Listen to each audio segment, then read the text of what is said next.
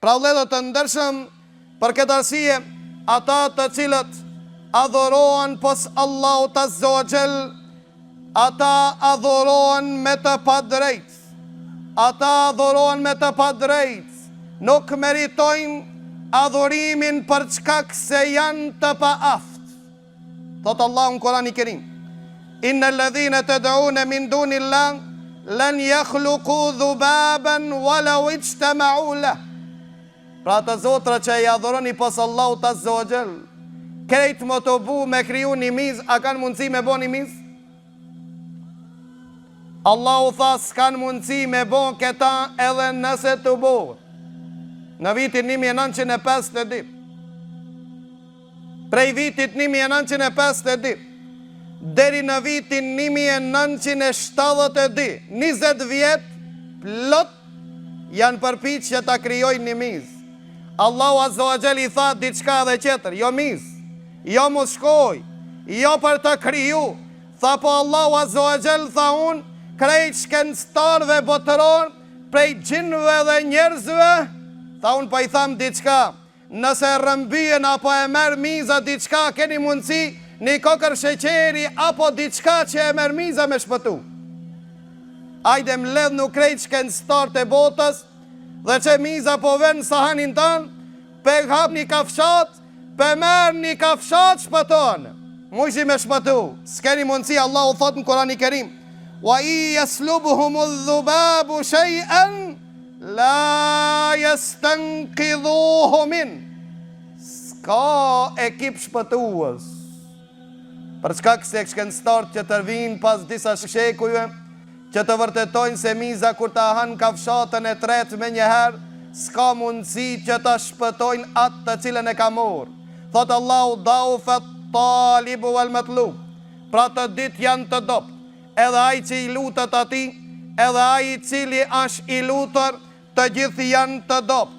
Për ata Allahu Azza wa Jall tha nëse ato nuk e pranojnë që janë të dopt, let na dalin, let na krijojnë diçka pa marrë prej krijimit Allahut Azza wa Jall. Le dalin, ne të prodhojnë diçka. Pra shkenca ku ka arrit, sa kanë arrit shtetet përpara, s'kan mundësi që të krijojnë një qeliz.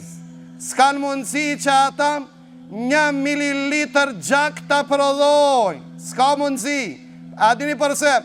Për çkak se janë të paaft. Të paaft janë ata që pretendojnë se kanë mri dikon, të paaft. Janë ata që kërkojnë nga ato, për ata i vetëmi cili është i aft dhe që meriton që të kërkojnë nga aj, dhe ka mundësi të na plotëson neve dëshirat tona, ka mundësi përgjigjet tona të na përgjigjet, është Allahu. Pra Allahu Azza wa Jall e ka ngrit tokën dhe qiellin me të drejtë. Allahu kur ka thonë se jam i vetëmi që meritoj adhurimin, ato qertë që meritojnë adhurimin prap me të drejtë. Allahu nuk ban zullum. Dhe thot Allahu në Kur'anin e Kerim, na tregon për një polemik të Ibrahimit a.s. që ju drejtu babës e ti, apo babgjishit ti, sa me rëndësi. Thot në Kur'anin e Kerim: ja ebeti, lime ta'budu ma la yasma'u, wa la yubsiru, wa la yughni anke shay'a.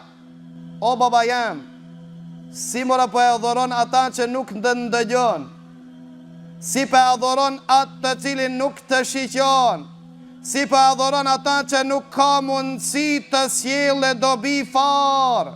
Pastaj i thon: qale ta'buduna ma tanhitun.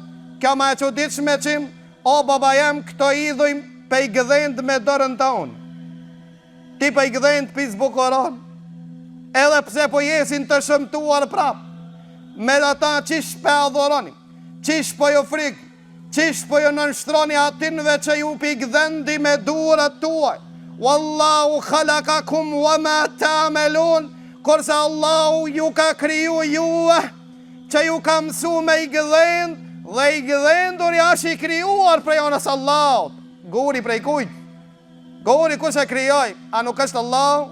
A ja vlen ju që të shkoni të përullni me një kuror dhe të na krenoni dhe të publikoni se ne banëm diçka madhështore? Ja pra, pas 8 viteve luft, një kuror ja unë lapidarit, ju nënshtruam që këtë nënshtrim do të regjistron një histori.